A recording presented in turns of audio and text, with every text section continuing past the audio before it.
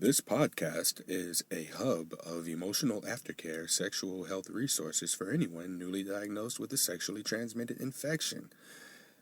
I don't know why I felt the need to do that, but I'm excited, y'all. On Instagram, I posted for people to ask me questions. This is a very exciting episode of Something Positive for Positive People, and I wanted to get others involved with it. And to answer one of the questions that we got out the gate, what is so special about this episode? And what's special about this one is that this is episode number 69. Nice. So it's just me being silly. There's really nothing special about it other than that. And I have a few things to announce, and then I want to give you guys the episode, which is just the main point of what this podcast is about. I did get a few other questions that I want to answer as well, so I'll try and keep this concise. I've done some looking into the podcast, like looking at the statistics, which is something that I try to stay away from ever so often. I'll get on there and just see where we are on the downloads and try and just make announcements for how far we've come. We're close to 28,500 downloads on everything: iTunes, Google Play, Podbean, Spotify, all of those put together. I think we're at a total of 28,500 downloads, and that's thanks to everyone who's liked, rated, reviewed, subscribed to, and shared the podcast with someone else.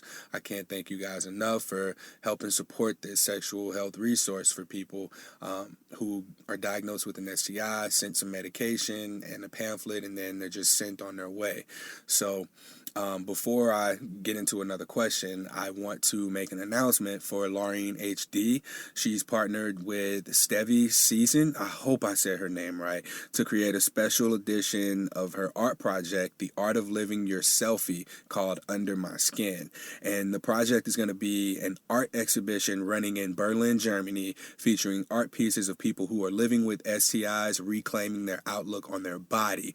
The aim behind the project is not only to show the world that having an STI doesn't mean that someone is unattractive, but more importantly, to push the conversation around body positivity to include people with STIs. And they're recruiting any person who's been diagnosed with an incurable STI. It can be herpes, genital or oral, HIV or HPV. If your diagnosis has affected your relationship with your body, and we need the person to be willing to be public about what their diagnosis is, as well as be over the age of 18. So that means like 18 and 1 second on. So you can't be 17 and like about to turn 18 in like a minute or whatever. So just make sure you're at least 18 years old. So for the stories selected, the project will involve two things. One of which is sending a picture showcasing the level of nudity that a participant is comfortable with, which will then be turned into art in the style of The Art of Living Your Selfie. And you can check out Laureen HD's Instagram to see what that looks like. And we're also going to have people send in a voice note of you telling your story. So if you are interested, I'll link this in the show notes, but send an email to tellmemore@Laureen oh my God, I messed that up. tellmemorelaureen@gmail.com with a paragraph of just 150 words max talking about how comfortable or uncomfortable your STI diagnosis made you feel in your own skin. Do not send a picture of yourself at this point.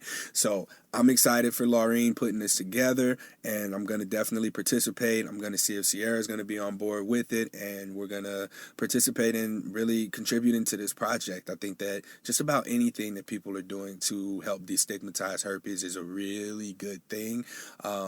And especially with the right intention behind it. And I love anything that's going to be pushing body positivity, sex positivity, because I'm all for that.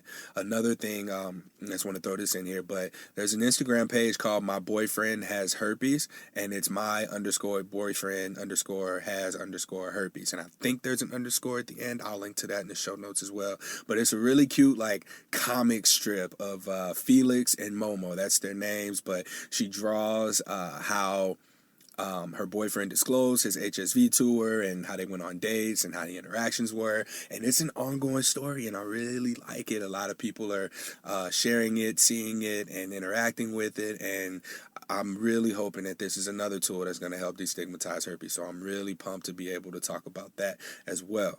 So sorry, I'm nasally and I'm sniffling a little bit, but I really think I'm going to be sick tomorrow, so I had to do this today. So on to one of these questions we got. Will your partner ever be a guest on the podcast? I've had Sierra on before to help me with Herpes Awareness Day. I did a lot of rambling and stuttering, and she got tired of it, so she just came in here and took it over. So if you want to go back and check that out, it was one of the October episodes. It was a bonus, and it was short, maybe about 10 minutes. She just came in and helped me rip that thing out, which was awesome, especially getting to hear her talk and how confident she is whenever she's on the mic, even though she says, no, I'm not confident on the mic. But it was really, really awesome that I had her on here. And maybe at some point she'll want to, but she's really busy with nursing school. She's also working full-time, usually on weekends. She works 12-hour days, and she's just such a hard worker. And then whenever she has time off, I don't want to get her involved with more work, even if it's just mine. So whenever we get time together, I like to make sure that we're spending that time together, be it cooking, cleaning, eating, going out, or just hanging out together and watching Grey's Anatomy or any of our Hulu shows. So to answer your question, maybe after nursing school. She'll be done this year in December of 2019. So we'll see what happens after that. Thank you for asking. Another question we got. Oh, this one's from Kelly. It was about sensitivity. What do you think about being sensitive in this world? And if we're gonna, I don't know how to really answer that. If I'm gonna define sensitive as really feeling, if you're someone who absorbs emotion really easily, then I think that you have a huge advantage in the world if you view it that way, because it can also be a disadvantage. I spoke to someone I train, and we were talking about there's a condition that you can be too feeling or something, and the way that she and I talked about it was you are essentially neutral to an environment, and then the energy of the environment is really what overwhelms you. And I think that with conscious awareness, you can walk into a room neutral and feel the energy and just use that to uplift yourself, or you can use the energy to create your own unique experience. So let's say you go out to a club and you're dancing and it's loud and exciting, like that's the environment that you're in. But if you walk into a mood where there's like a mixed energy, I think that that's what really can give you a lot of anxiety. There's kind of this push-pull conflict going on within your body. So in that sense, if you're always absorbing and taking in, then depending on how you use that, you can either use that to enjoy the experience, but you have to be very, very mindful of the environments that you do put yourself in. So I think being sensitive, if you're going to be okay in this world, you have to be conscious of your sensitivity, and you have to be able to protect your energy, put up boundaries, and avoid environments that you don't want to absorb the energy from or the energy of. And that includes people. It doesn't just mean certain restaurants, certain establishments, or certain environments. It also includes people. So if you're always absorbing the emotions of someone who's down in the dumps all the time, or someone who's overly anxious all the time, then you have to be mindful and protect yourself. So even if to you, remaining in a neutral state is where you want to stay, then be mindful of that. Put yourself in more calm environments. I hope that answers the question, but essentially that's what I think. I think that sensitivity, depending on who's saying it, has pretty bad rep. It's like you're at a disadvantage because you're sensitive, when in reality, you get to experience life in a way that is so intense when you're able to just feel everything. I mean, and that's a good thing, and it can be a bad thing. You feel the intense joy and pleasure and love, and then you also intensely feel the despair, the guilt, the shame. So it's important to just monitor where you allow yourself to be and the energy that you bring to the room. That's one of the things Oprah says. She always take accountability for the energy you bring into the room and the energy that you allow into your space.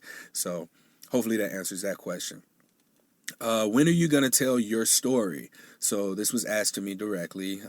There are bits and pieces of my personal experience with herpes throughout the podcast that are sprinkled in. So you'd have to go through and listen to those. I did do a little bit of writing on Waxo. As you know, I'm a spokesperson for Dating Positives, and they have a blog, Waxo, where you can see a lot of the writing that I've contributed to the blog site. And you'll see where I talk about community as a cure. There's a recent one that I put up about your experience challenging the stigma and your assumptions with your personal experience, and I share a little bit there as well. But there's not been an episode where I completely just talked about myself. One, I feel uncomfortable just talking about myself that much out of context, which is partly why I feel so insecure a little bit with episodes where it's just me, because whenever there's a guest on, there's someone to have an exchange with. Otherwise, it's me putting out whatever it is that I'm feeling. And right now, I think I'm at a pretty good place where the energy's neutral. I'm very calm. I feel like this is something that I have to get done today, which may be the only stressor to some extent, just because I know I'm nasally right now. I don't feel like I'm at the come down of whatever it is that's about to happen with my body. And then I got to record the Sex with Dr. Jess podcast tomorrow, which I'm already nervous about. So hopefully I can get my stuff together between tonight and tomorrow in the middle of the day. So I do plan to do something with my story. I've been looking into some sort of like a free audio book or something where I'd be able to just talk and share a lot of the takeaways that I've gotten from doing a podcast, Something Positive for Positive People. And maybe the title of the audio book is going to be Something Positive from Positive People, and it'll be something donation based, especially if I'm at a place. I've been very blessed to be able to have 2 jobs where I have a very flexible schedule, so I'm able to do this for free. I don't have to charge anyone for anything, and I hope that given the quality of work, that this is something that everyone finds value in. I put as much time as I can into it. A lot of this is being learned on the go. So there should be more marketing, I'm sure. There should be more structure. There should be more concise points and more for the guests. The guests have been phenomenal in not requiring so much from me. It's a matter of setting up a phone call. We talk for about 20 minutes. I let you know what's going on. And then before you know it, we're recording. I record through the Facebook app, the Facebook Messenger app, and we see each other through the video function, and I use my phone and the mic in order to record. So the story itself, doing that, I wouldn't mind taking donations, but I feel a little bit weird just saying, hey, pay me to talk to you about herpes. It just gives me this weird feeling. And there are plenty of people who do that, and these are people who are way more qualified and committed to this work than I am. This is Something Positive for Positive People is a hobby. It's something that maybe it'll turn into something in the future, but right now I enjoy having the conversations I have. I enjoy sharing this with others. I enjoy people telling me that they're getting something out of it, and it's just nice it's really good practice for me as well, talking and understanding my own feelings. It's been very useful to me talking about this talking through this podcast with others and their experiences, and it's connected me with so many people. It's been phenomenal, and I'm so blessed to have had the energy exchanges that I've been having so far. So to re-answer that question, when am I going to share my story? Maybe in that free audio book or something where it'll be like it'll be donation based. If you feel like it was worth it, I'm the kind of person, like, let me try it before I buy it. So you know what to expect from the podcast, and if we at some point do decide to move forward with that, then it'll be free. I'll probably just download or record for maybe 4 hours of me talking and try and see if I can get get it submitted to Audible, and just make it whatever the fees are for them producing and putting up. I'll look into all of that and see if maybe someone can pay for that, and it'll just be free to you guys. And if you feel like it was valuable, then you can go ahead and donate whatever you want for that, and that'll be how my story is shared. But a lot of it is, I don't know what's my story and what's other people's story, because it's been a lot of other people's stuff coming into my head, and I've caught myself like mixing up events and being like, was that mine or was that somebody else? And I don't know what that is, but it's really cool to have so many experiences and so many perspectives to draw upon whenever I'm making an effort to help someone through their new diagnosis. So that's that. I already answered what's special about this episode, the fact that it's episode 69. Nice. I got a question. This was funny. When are you going to let me 69 your partner while you just have to watch? Oh my God. So that was a very specific question. I'm not going to directly answer that, but I will say, I know where this came from. My partner Sierra and I, we are navigating the lines and boundaries of what a non-monogamous relationship would look like.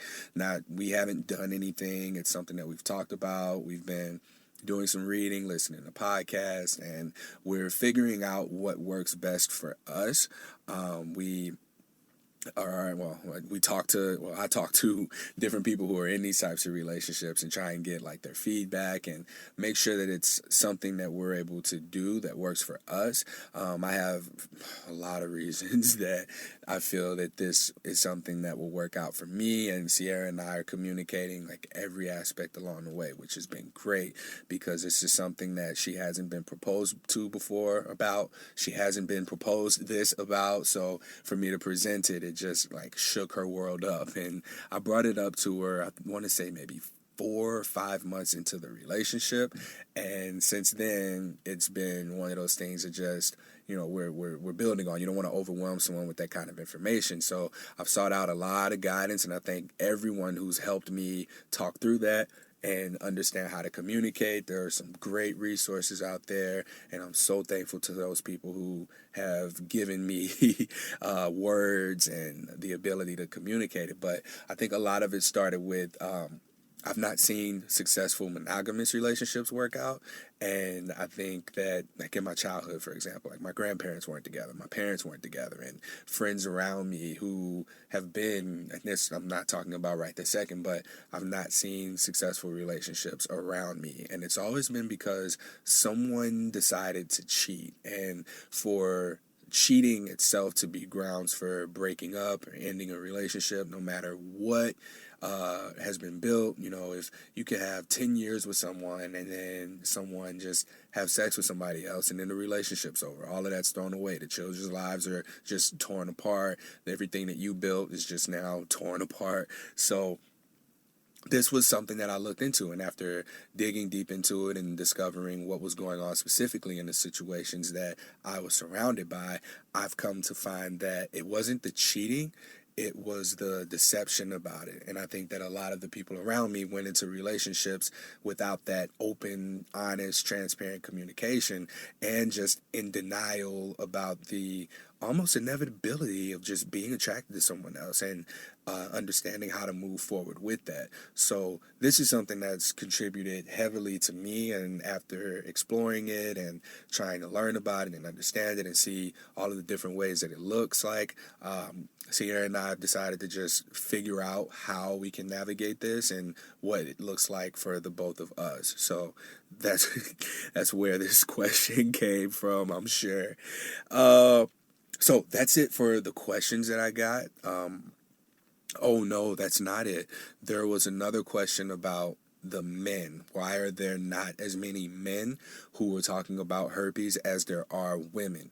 And I have a lot of different beliefs about this, and one of which I've run into quite frequently actually is there are 3 episodes off the top of my head that feature men that we didn't post, and part of it was because, well, one guy was distracted, so we're recording and he's typing and he's like thinking about what he's going to say. And I want to say that one of the reasons is we'll think ourselves out of it. It's not a priority to us.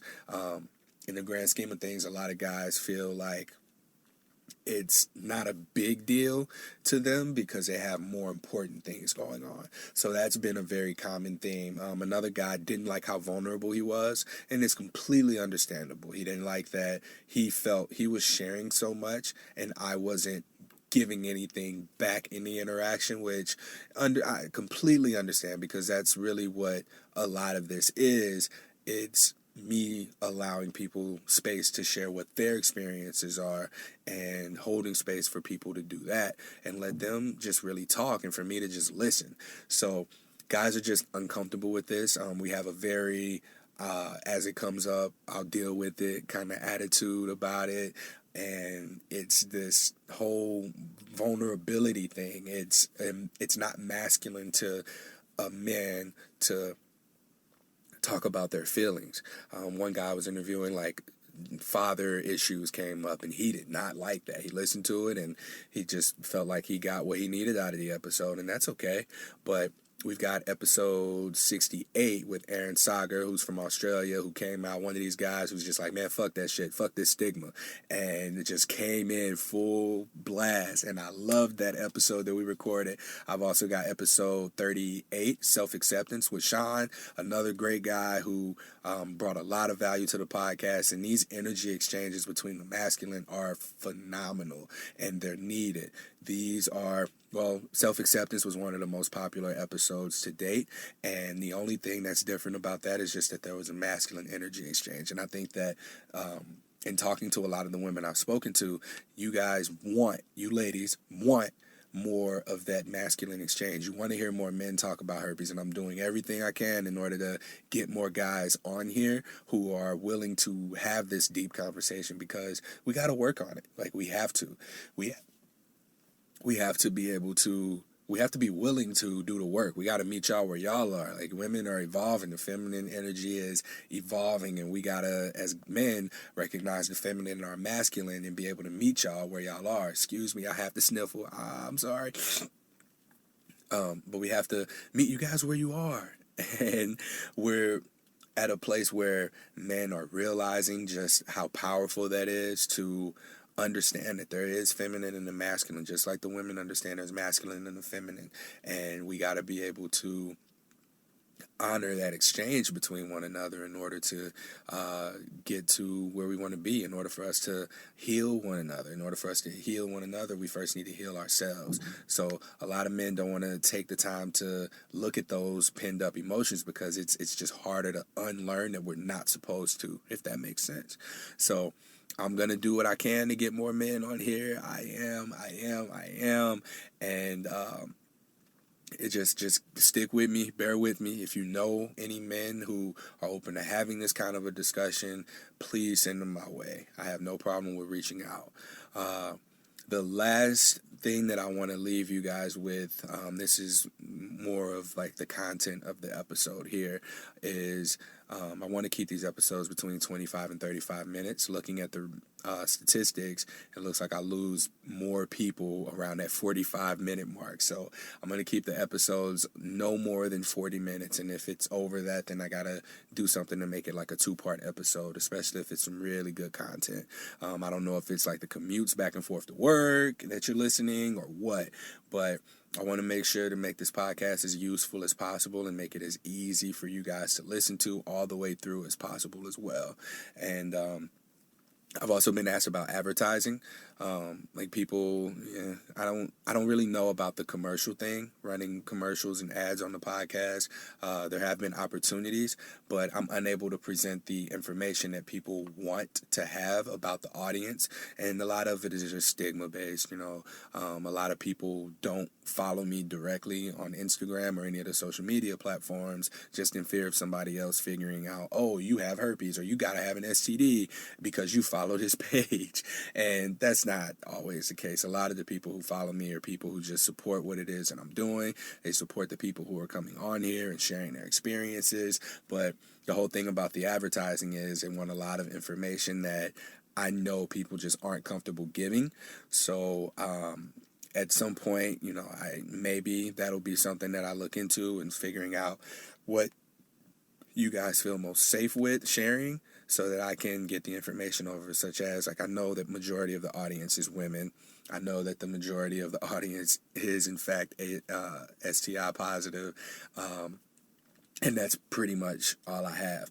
So, if anybody wants to or is willing to submit some survey information, if I put together a survey monkey that has maybe 5 to 7 questions that would help bring some advertisers onto the show so that maybe we can produce some better content. Maybe I can make the SPFPP studio a little bit better. Maybe I can record more videos, but it's really a time thing. Like I said, I'm juggling 2 jobs and balancing this hobby, managing a relationship, and just trying to keep balance in my life. So as of right now, that's not something that's in alignment with where I am. Therefore, I don't want to incorporate anything else that is just one more thing for me to juggle. So, all right, let's talk about dealing with rejection. I know we're 25 minutes in, but this is the end of the podcast. I wanted to make sure to make those announcements to you all and really just thank you for listening to it. So, I dealt with this very, very recently, and I sat with it. I felt rejected, and I didn't have the language to communicate why I felt rejected. So whenever I have these very, very intense emotions, what I do is I go to my journal. I go to my notepad.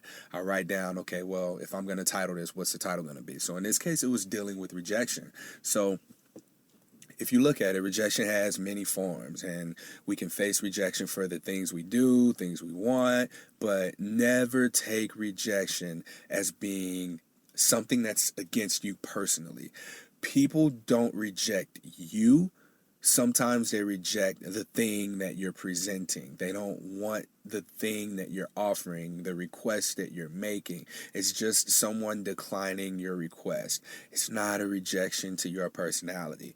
But what it is that we want connection, and we want it in its purest form. That's really what it is that we want. So when we're real with ourselves, I believe that that's when we have the most purity to ourselves. I'll always say being real. And what I mean by real is just unguarded. You're expressive, and you're expressing yourself honestly, truly, transparently, open, with integrity. And in being real, I believe you can't be rejected because that realness does not come with any expectations. I think that rejection comes, you feel rejected when you have expectations, and realness, it comes from standards which are very structural boundaries and not limitations. That's important, that protect you from the things that aren't for you while also making the things that are for you available to you.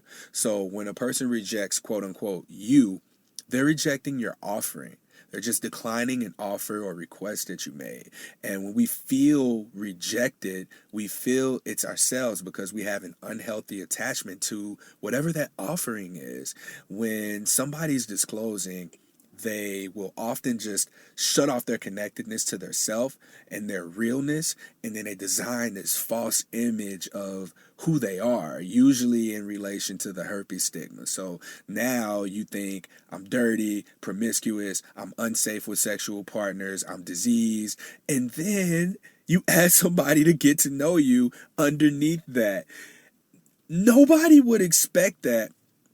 Nobody would You can't expect not to get rejected by that. If you're attaching yourself to the stigma, you're attaching yourself to all of these things that have this negative perception, of course you're going to be rejected. You're going into it okay, I'm these things that no one wants anything to do with. Here, I expect you to accept me. And now you're upset that a person isn't willing to move forward in the interaction because this is who you've presented yourself to be. We can't attach our identities to the stigma. And when the stigma itself is rejected, when the disease, the dirty association, promiscuous, the unsafe with sexual partners aspect of what you've attached to is rejected, that's the pain we feel. We cannot attach ourselves to that pain. We cannot allow ourselves to be so attached to the outcome that we want or whatever that request is that's being made. We have to be able to present our truest self. That has the energetic attraction repellent mechanism. And I wrote this down, and I thought it was a really cool way of wording this, but you have these receptors that go out to those who will appreciate and honor your being, just who you are. And then it repels those who would not. You have to trust this. You have to trust yourself, trust your process. Presenting and offering to another person and giving them a choice to accept or reject the risk of the request is only that, acceptance or rejection of it, not acceptance or rejection of you. So we have to be able to differentiate between attaching ourselves to the request that's being made and connecting to who we really are. So allow yourself to present that version of yourself. And if that person makes you feel rejected and you're connected and rooted in who you are, if they say no and they decline the offer, they're declining what it is that you're presenting. They're not declining you.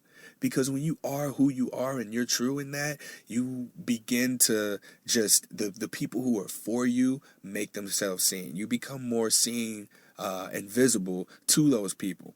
And those who have bad intentions towards you or who can't stand the light of who you really are, they make their way into the darkness. They don't want anything to do with you. So I want to encourage people to, when you go to disclose, or in anything, I mean, this can even be applied to work. When you are putting yourself in position to be rejected or accepted, ask yourself, am I attaching myself to an outcome that I want? Am I attaching myself to this request? Am I attaching myself to any aspect of this that isn't me, that isn't real? And ask what your intention is. Is your intention is your intention pure? Is your intention to connect with on a real level? Does the other person make you feel safe in being who you really are? Or is this a desperate move for you to get some sort of validation and acceptance? We don't want to operate out of that place. We don't. And anyone who's in that place, I'm going to sit with this for a while and try and write out something that's going to be practical to help people deal with rejection or respond to rejection in a way that makes you understand that that's not who you are that's being rejected. You are fine. You are perfectly imperfect just the way you are. Know that. Please know that and practice that. One of the things that I can think of off the top of my head is practice getting rejected. Do that. Make requests, ask people to do things for you. Just put yourself in position to practice not being attached to the outcome, not being attached to the request that's being made. And that's going to work that muscle for you. It's going to make you stronger in presenting yourself so that you're able to present more requests and then tolerate the response to it. Either way it goes. And that's just something for me that's been a very powerful tool for me. And like I said, it was something that came up recently for me to where I had to sit with this and understand that it's not you being rejected, it's the request being rejected. So please sit with that. And I also want to give a shout out to my good friend Tyler. He's in San Diego. He's engaged to Bryn, and they're going to be Mr. and Mrs. Wentz coming up soon. So I'm really excited for those guys, and I wanted to make sure to drop that in here before I got off. We're approaching that 35-minute mark, and I appreciate you guys so much for taking the time to listen to this. I hope that you were able to take away something from here, and if nothing else, just don't identify or strongly attach yourself to the request being made. That is what people accept or reject, not you. And when you are who you are and you're in alignment with that and you're just being real, you'll find that you're not in the position where you can feel accepted and rejected no more. You just feel expressive. You just feel like you. So go be you. Be yourself. Okay? This concludes this episode of Something Positive for Positive People. If you like this episode, I'm very uncomfortable with doing these solo episodes, but it's nice to get some feedback about it and let me know if this is something that you want more of or something that you can tolerate listening to. And let me know if you found it useful. Please leave a review. That is the best thing that you can do for us at this point in time. And then subscribe to the podcast and share it with someone who you believe may find value in it. I think I got a lot better at doing this. So I'm excited. I hope that this was valuable to you guys because I want to do it more. And I appreciate you listening. Till next time, stay positive.